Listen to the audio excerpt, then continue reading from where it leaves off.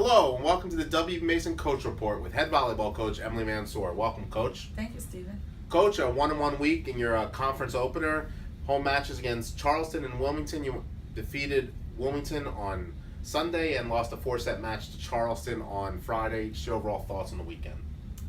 And it was good to finish with a win and in a positive way and see some things that we didn't do well coming together and making a better job as a team on Sunday. So that was something that was good to see. It was tough the way that we started so well against College of Charleston, but then couldn't keep the same intensity at the same level. So this is something that we just have to continue to work on. But I'm happy that we finished 1-1 because last year at this point we were 0-2.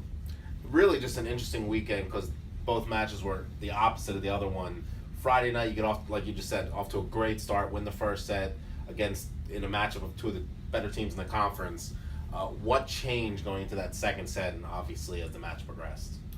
This is something we've been talking about a lot as a team, and it's just keeping the consistency and the sense of urgency. If even when we win a set, and if it's 25-21 or 25-18 or 25-23, doesn't matter, we gotta still stay engaged. And I think a lot of times we take opponents lightly, which absolutely should not be taken lightly. And that's what happens. They are a good team and they come back stronger, and we are just not mentally there. And by the time we get there, it's too late. Offensively, it looked as, for the most part, your team struggled offensively in that match, aside from Laura Mashulo, who had obviously her career-defining match, but you had to set her almost 65 times. How do you balance putting somebody who's obviously having such a great match when a few other people are struggling? How do you manage that? As you saw, we couldn't manage that. That's why we lost the match. It's pretty hard to play with only one hitter, and that's what happened on that specific day. We were not passing well, which meant that our middles couldn't get involved, our right sides couldn't get involved as much as we want, even though Emma had a very good match as well. Offensively, she just couldn't get set as much as we would like her to get set. So it's pretty difficult to balance and to be able to play a good match against a very good team. Laura did everything that she could, but we needed the help of the entire team, and we were just not able to get there on that time. You don't obviously ever want to lose matches, but there's certainly some aspects you can take to losing that match to help you prepare for the next 17 conference matches after that, right? Oh, absolutely. There is always something that we need to learn from our losses and hopefully be able to fix to get better and to not see that specific error happen again. So you're in CA play, short turnarounds are what the norm is in conference play. Sunday you host UNC Wilmington, and exactly opposite what happened Friday. You get off to an incredible start, no hitting errors in the first two sets. How were you able to be so effective offensively? I think they were just a little bit more engaged and stuck with the game plan for a little bit longer. That didn't happen on Friday, and they were able to, they knew where we wanted to attack, they knew what to do if it was not good sets, and they followed that, and they were stay disciplined, and that showed that it pays off. And you talked about getting more people involved. Sunday, everybody was involved, 4 different players in double figures and kills. And you've talked about Emma Price, and we'll get to her a little bit later. How was Louisa Sidlick able to distribute the ball so well on Sunday? Our team did a much better job on passing, which gives Louisa a chance to run the offense the way that we want to run, which is everyone involved and not just one person based.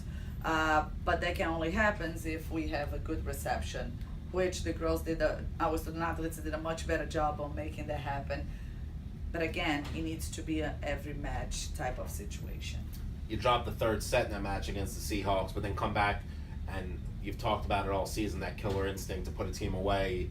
And it was close in the fourth set, and then you finally pulled away for that 6-point victory.